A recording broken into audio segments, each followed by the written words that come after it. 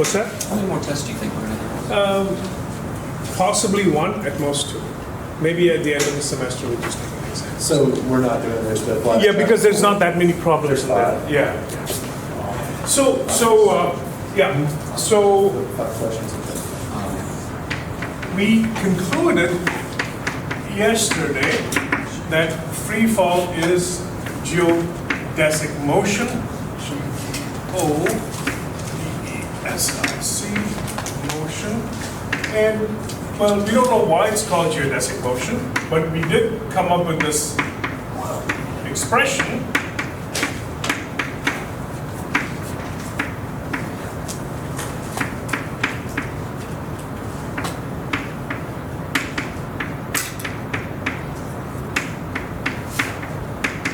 And furthermore, this is given by G mu sigma.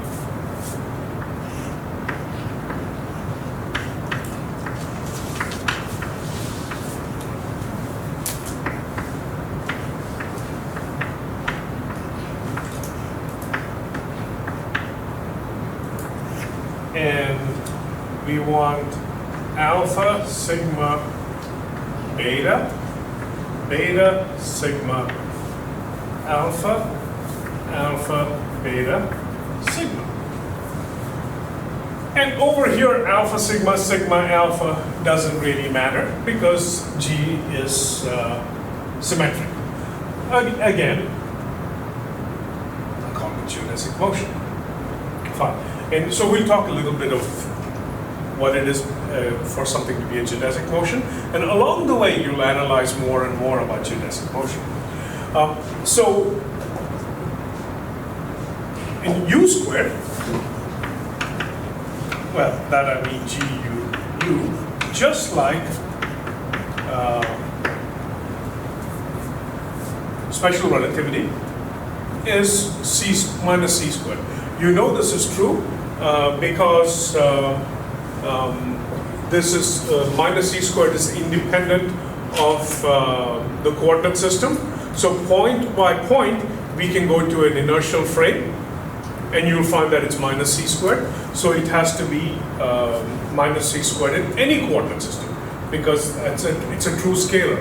Now, that should be somewhat puzzling. I haven't mentioned that in my notes. I will make sure to insert that. Well, the question is this consistent with this? Right? This is good in special relativity because it's just straight line motion, so we can expect this. But this is, you'll see, it'll be complicated motion. So is this consistent with this? The answer is yes, but you won't see it till maybe the next semester. Yeah, because we have other things to do. So there's a consistency check that will be forthcoming. And so I should also mention null geodesics. Oh, so this is time-like geodesics. Of course, time-like geodesics are important for particles with mass because it has to travel below the speed of light. There's one modification for null geodesics. What would the modification be? U squared is equal to G U equals 0. That's it. What objects would take a null geodesic in general relativity? What kind of vectors are null vectors? Light-like vectors. So this is the trajectory of what? A photon. Yeah. Okay. So typically we would take for time-like geodesic, at least in special relativity, in SR, U equals what? C gamma gamma U, correct? We cannot use gamma over here because gamma for light-like geodesic, because well, gamma is not defined because U equals C. So 1 over square root of 1 minus c squared over c squared is going to be 1 minus 1, which is 0. And if that's in the denominator, it's 1 over 0. It's going to be infinite. It's not defined. So for a null geodesic, the momentum 4 vector is simply defined to be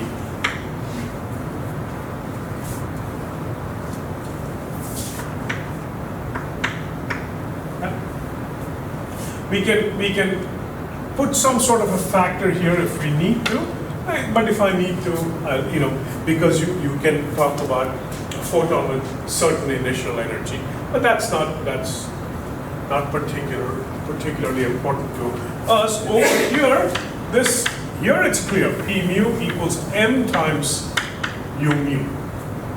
Of course, you don't want to put m over here.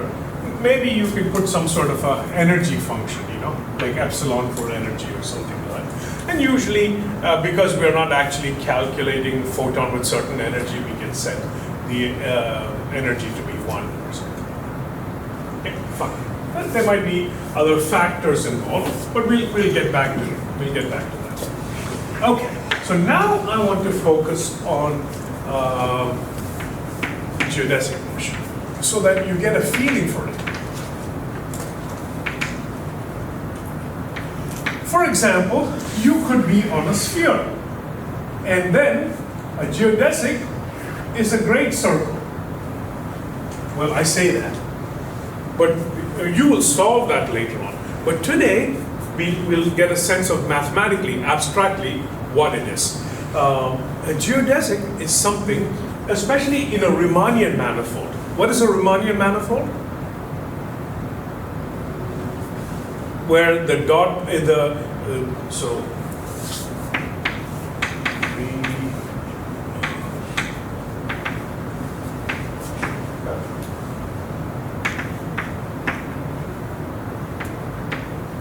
so here, for any vector,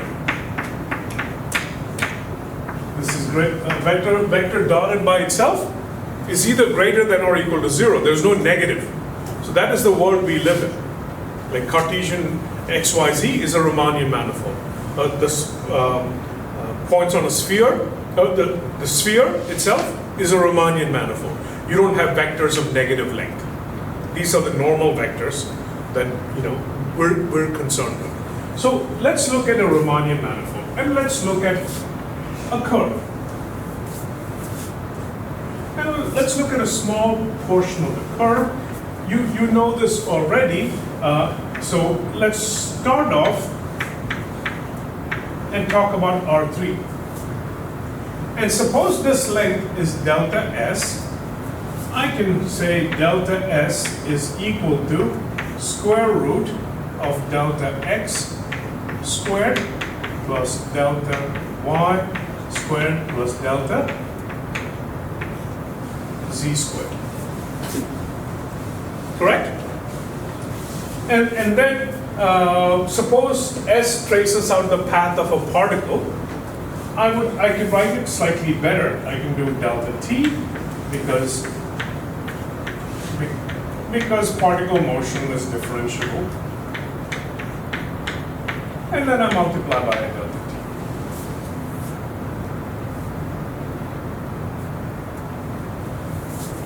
So once again, in R3, what happens is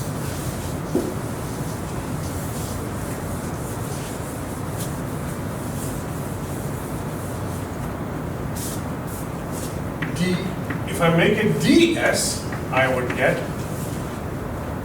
dx dt squared plus dy dt squared plus dz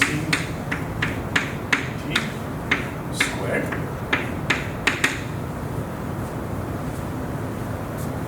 Correct?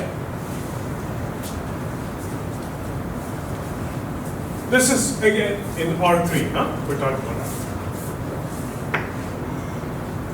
So if I want to get the complete length of the curve, I would simply integrate. So let me do a little bit of change of notation. The length of a curve is equal to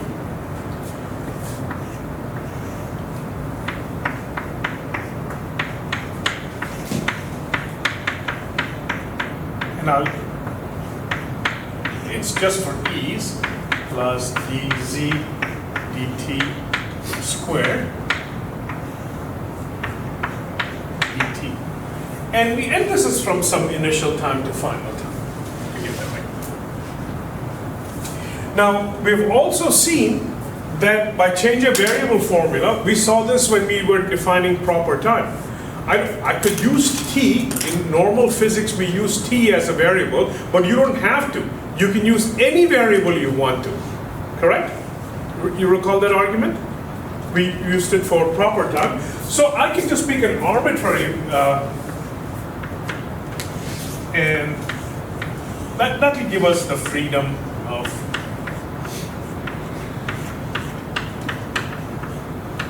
the only thing that has happened here, so this is from the invariance that we talked about when we discussed proper time. If you need to look back, I would recommend you look back. The only difference here is, here normally I would put ti, initial time, final time. Well, if I have a new parameter, it's just initial value of s and the final value of s. The length will turn out to be the same.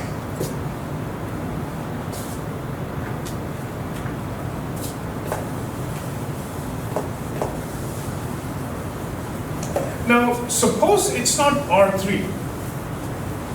What do we do? What we have a, by the way, isn't this just velocity dotted by itself? So, if not R3, well, how do I still know how to take the dot product. What do I use? The metric. I could use G mu nu dx mu ds dx nu ds.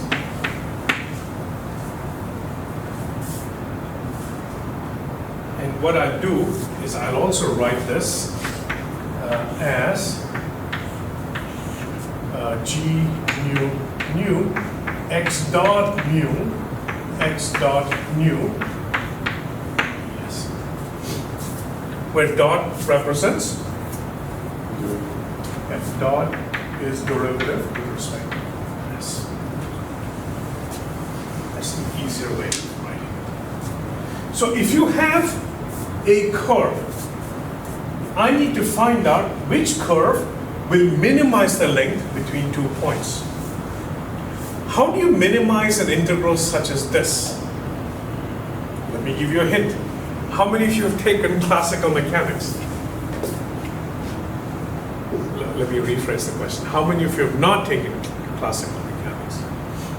Okay, so there's a formula. I just give you the formula. It's simple. You guys can just go online and find out how to derive the formula. That's not necessarily our purpose here. If you have questions, you can come and ask me. Okay? So to minimize length, let me write one more sentence. L is minimized when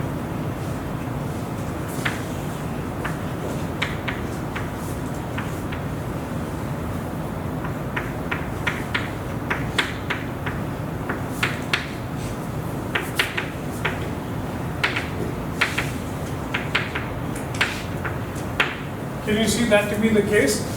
This is going to be a minimum, and the square of this is going to be a minimum. Because they're directly related, right? If this is a larger quantity, then the square is going to be a larger quantity. I just don't want to take the derivative of square root. I'm just cheating. Are we good? Everyone?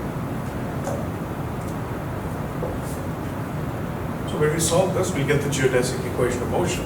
and planes when they fly to Europe. If you look at the screen in front of you, it looks like it's taking an arc. Have you noticed that? You were in an RU program, right? When you looked at the flight tracker, it looks like the plane is going this way. So if it's going to Paris, which is somewhat, not too much higher, it looks like it's doing this on the screen. That's because that curved path is the shortest path. It's the straightest path. It is the straightest path in that sense. Yeah. So that is where we're going to get. And turns out it'll look like our geodesic equation of motion. That's the whole point. So, length. I'm going to call this the Lagrangian, huh? The Lagrangian L is equal to G mu nu x dot mu x dot nu. So then the total length is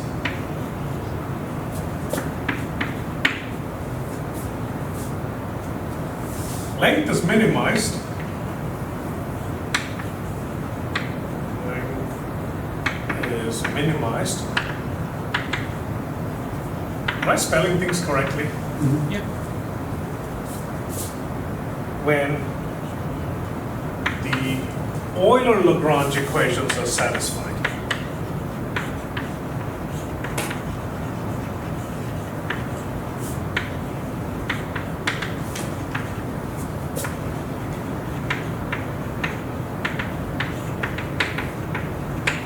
By the way, I've called this mu nu. This could be a two-dimensional surface, one-dimensional surface, three-dimensional surface, four-dimensional surface, 19-dimensional object, it doesn't matter. But it has to be a Riemannian manifold, which means the dot product should be greater than 0. In this case. Yeah? Not for relativity, that's not the case. For relativity, it's the opposite. It's negative. Dot product for time-like vectors It's negative. it's negative. So that's why we put a negative sign there. Yeah. So what is the Euler-Lagrange equation? It is, I'll apply to our notation over here. There are, mu goes from 1 to however many dimensions there are, so there will be that many equations. And it's given by dds of x dot, let me use the same indices so that I can go wrong with notation.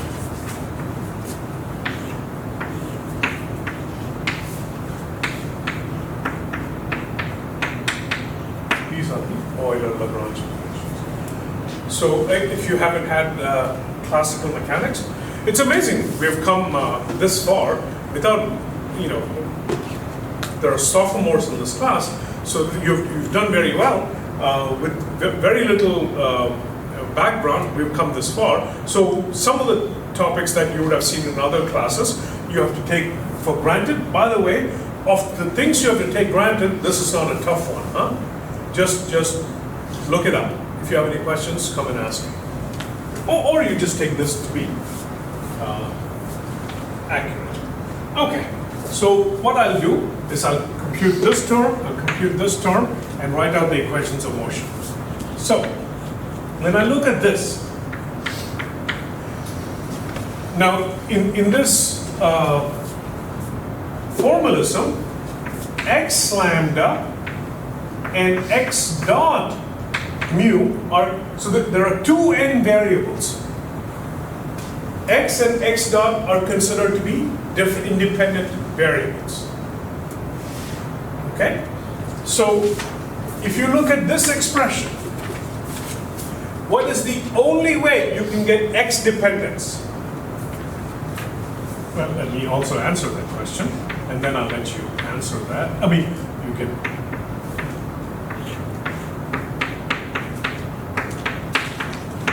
That's it.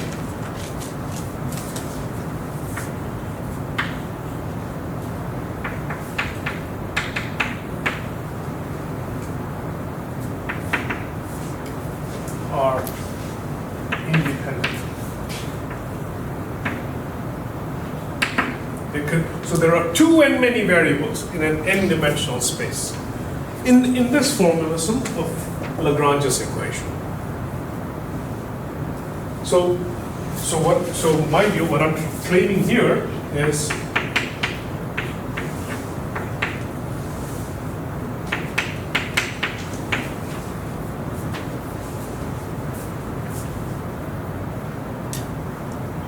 you can see why that's the case.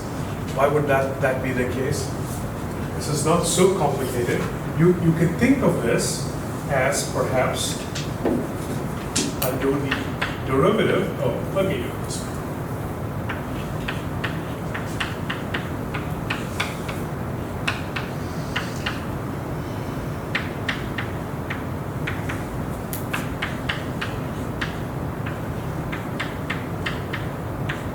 Oh, thanks for as delta lambda. It's either 0 or 1. The derivative of 0 or 1 is 0.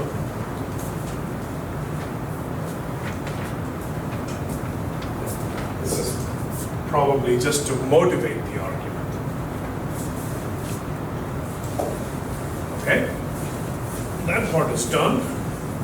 Now let's compute, to compute this guy, let's compute the inner guy, x dot. That is equal to G mu nu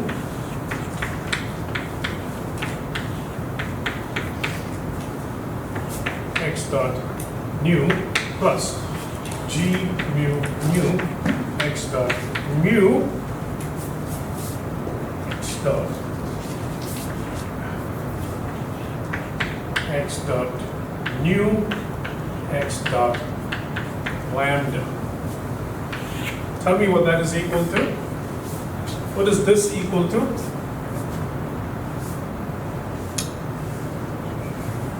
That is equal to, I'm going to write it and you tell me why.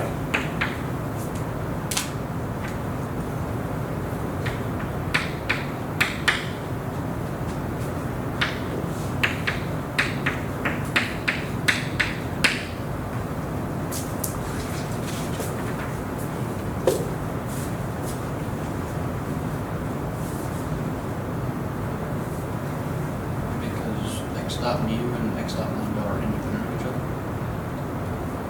No. No, so this is product rule. Yeah. So how did the first term become that term? Kronecker delta of mu and lambda. Right? Kronecker delta of mu and perfect. Mu and lambda and then mu and lambda. Yep. Yeah? Okay. Good. I can, tell me why I can do this. 2G, and it's a short way of writing it. And later on we'll separate it out, but this just saves a little bit of writing. Why are both the terms the same? Two things. Mu and nu are dummy variables, and G is symmetric. So because of dummy variables, you would just swap the indices anyways. Doesn't matter. Yeah, instead of mu, you can write apple, If you want. or nu. Yeah. So what we have done is we have computed this part. Now we have to take the derivative of that. Yeah?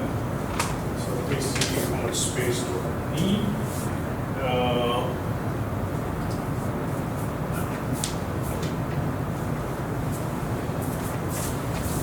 I'll erase the Euler-Lagrange equation, but when I put the terms together, you need to verify that I'm putting terms together properly. So then d ds of dl d partial lambda is equal to d ds of 2 times g lambda nu x dot nu. I just take the derivative of this.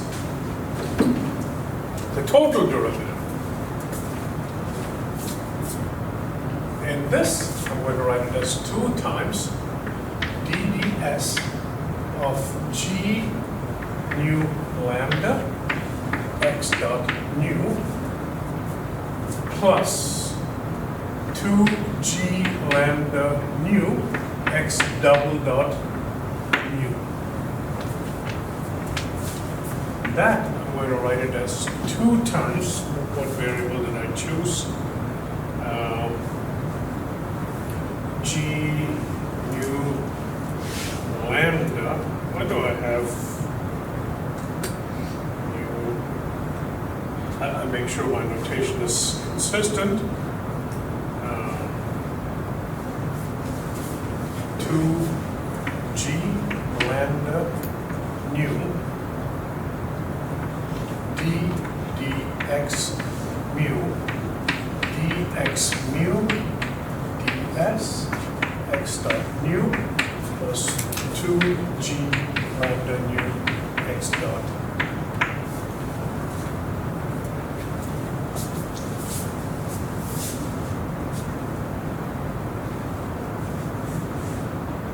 dx mu dx.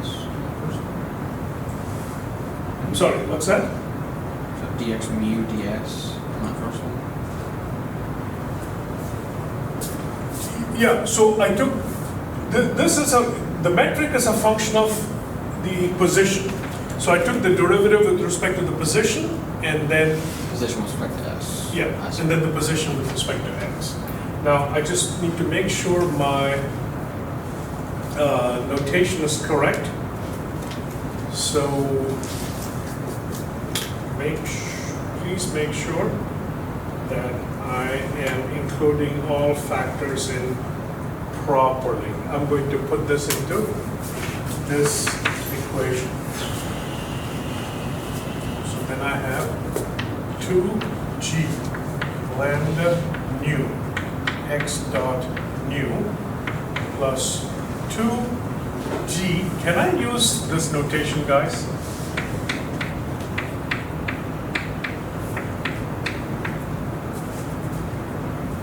For these two terms?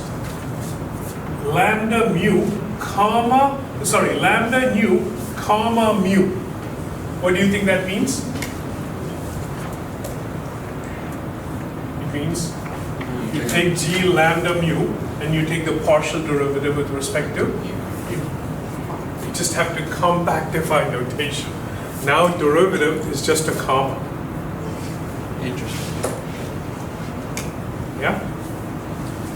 And then it is minus. What is it?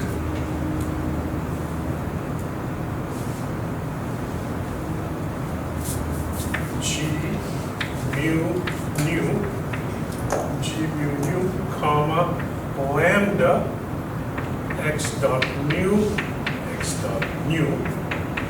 This is the equation. We got messed up the notation here, so I'm going to put this down for a while.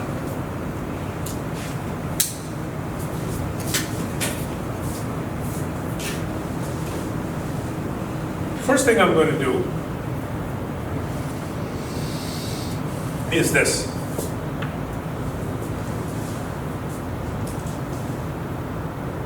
Watch.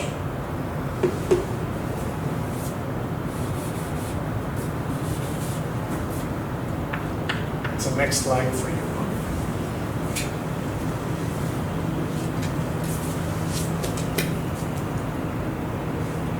This looks like almost like the geodesic. This is the second derivative, but I need to get rid of this guy. So what do I do?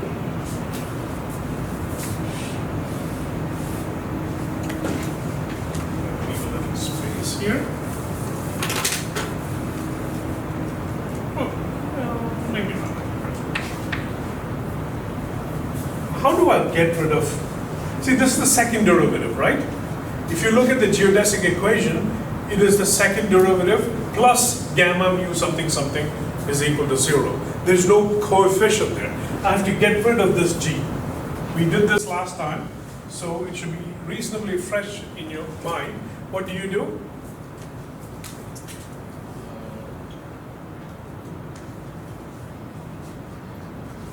What can I multiply it by? G. G. Good. Wait. Oh man.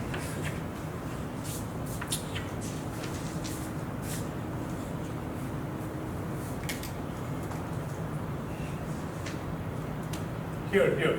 Don't rely on memory. You have no choice. This is being multiplied out.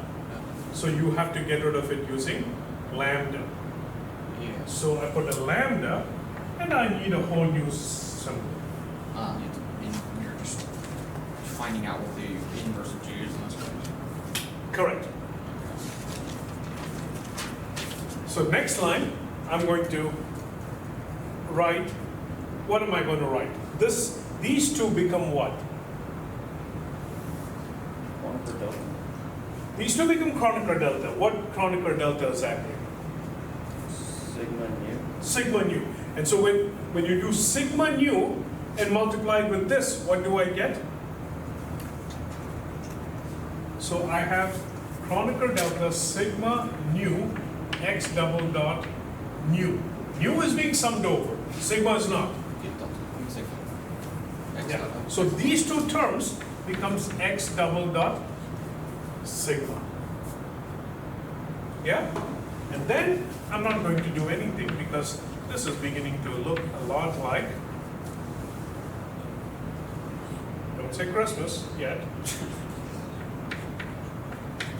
getting close.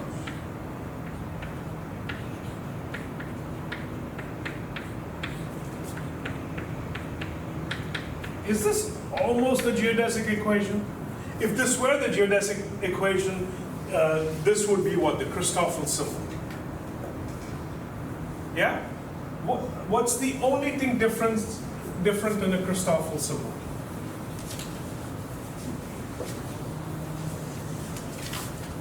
The 1/2 is on the outside. Oh, because one has one power.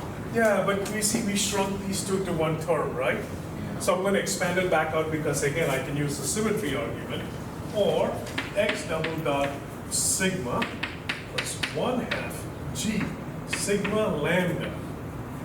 The last term, I'm not going to do anything with it. G mu nu lambda x dot mu equals 0. I'm going to leave this as it is. G lambda nu mu. I almost know the answer. So what am I going to do? Lambda mu. Because I have a half, I'm going to write this as, break this twice, write it twice, and put a half outside. But they're not the same. Why did I write it this way? I know this is the answer. Because if I did this, plus. So if I did this would be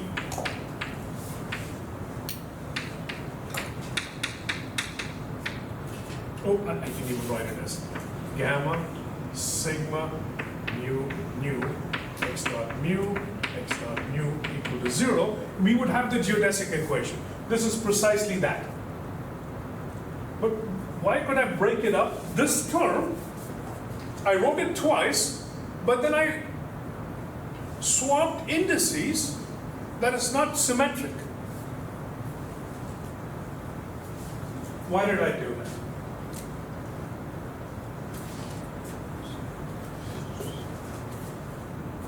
Oh, you're saying you swapped mu and lambda? Yeah, let me be very clear. So it's a trick question, obviously.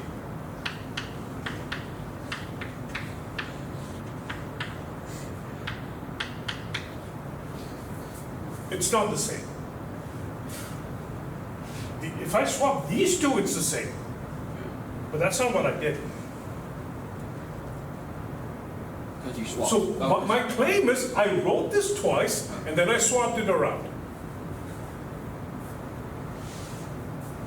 And I'm telling you, these two are not the same. These two are not the terms. They're contracted with this. Now are they the same? Oh, because it becomes a double. I mean, they're being summed over by the same thing. These two are being contracted by the same object. So I can write it twice. See, if I didn't do this just to save a line, we won't be having this discussion. But it's good to torment you guys a little bit. Okay. We will learn respect, and suffering will be our teacher. Exactly.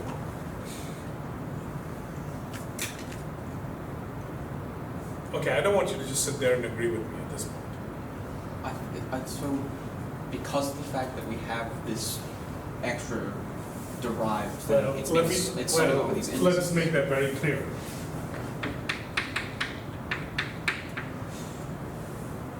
That is equal to. Well, can I say this is apple? Sure.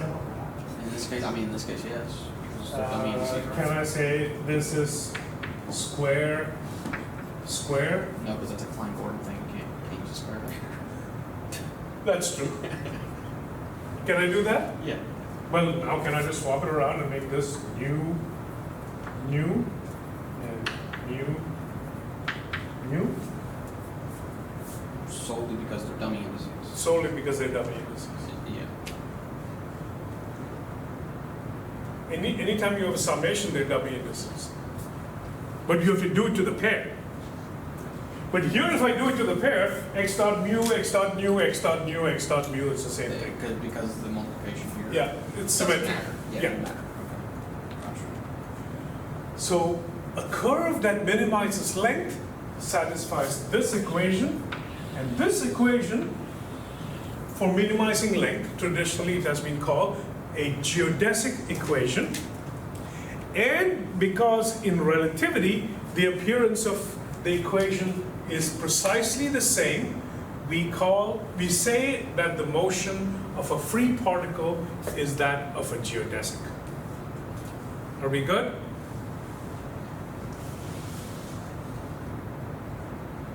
By the way, this description has nothing to do with relativity. The lecture so far today has nothing to do with relativity. So this has been included in your odds and ends chapter. Are we good? Everyone? Veronica? Yeah, I'm nodding. Zachary? Am I to be convinced that you're following the discussion? Maybe you'll learn teaching that. I don't know. 10 minutes, I want to do something fun. Because we haven't had fun in a long while. This has been pretty brutal, right? Chapter 5. We'll get started with the fun part.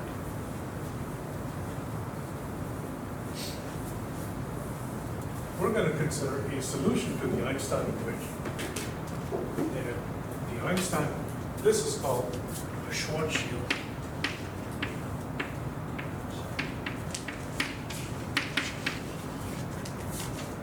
spacetime.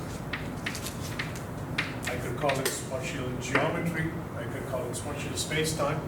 I could call it Schwarzschild solution, because when you study the Einstein equation, which is actually the next chapter, you'll find that this is a solution to that equation. What I'm trying to do, I don't get what I want necessarily, but what I have in mind is a star. Yep. We know, why am I talking about a star? By the way, we haven't studied Einstein equation yet, so I have to motivate Schwarzschild solution in an intuitive way so that we can get to the physics very quickly, and then we can do more abstract stuff. It's time to derive a little pleasure from what we have. studied and get a feel for general relativity.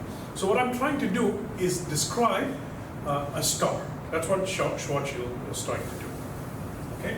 And I know because if the star is massive, it's going to distort the metric. Yeah? But what I did, so my goal is to get this guy.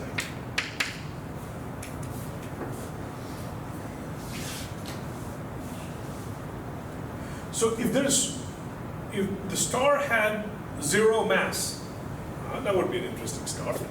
Just maybe, cotton candy, just a little bit of, very little mass. I want to use spherical coordinate system because I'm describing a spherically symmetric object. In special relativity, the metric would be c squared dt squared. Let me write this first.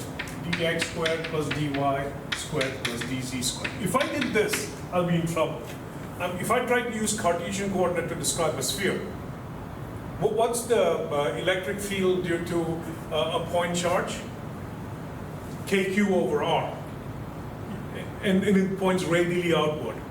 If I ask you, how do I describe that direction, you will say r hat. If I say, well, tell me in terms of x hat, y hat, z hat, you might. You will look it up and find a transformation, but then you'd go, why? Why would you take a spherical object and put a Cartesian coordinate? So I don't want to start with this. I'm going to work with spherical coordinate system. You know what that is already. Spherical coordinate system, remember that gravity has not been turned down. So this is dr squared plus r squared d theta squared. I mentioned this already, r squared sine squared d phi squared. Oh, sine squared theta. And then we talked about this being the metric of a sphere.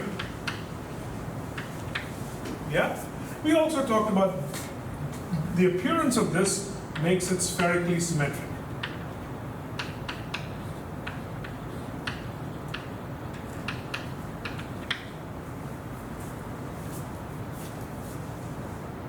Now let's include the star. So over here there's no gravity.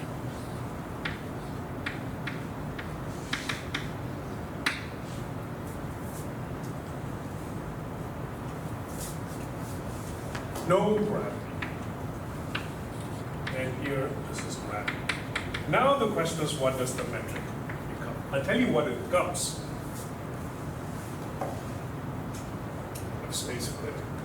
But this part, I don't want it to change. Tell me why.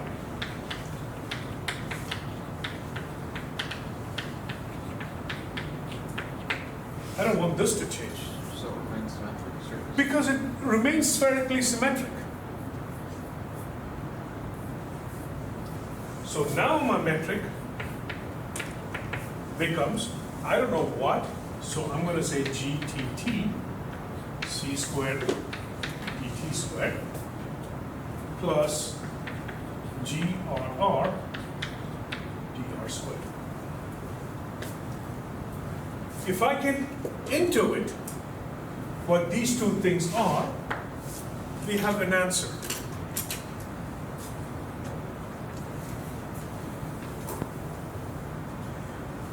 But it's not necessarily good to intuit at this late hour on a Friday. But we're 10 seconds away, by the way, from writing that down, and we'll have a solution to the Einstein equation. And when we do, we'll see all sorts of puzzling things.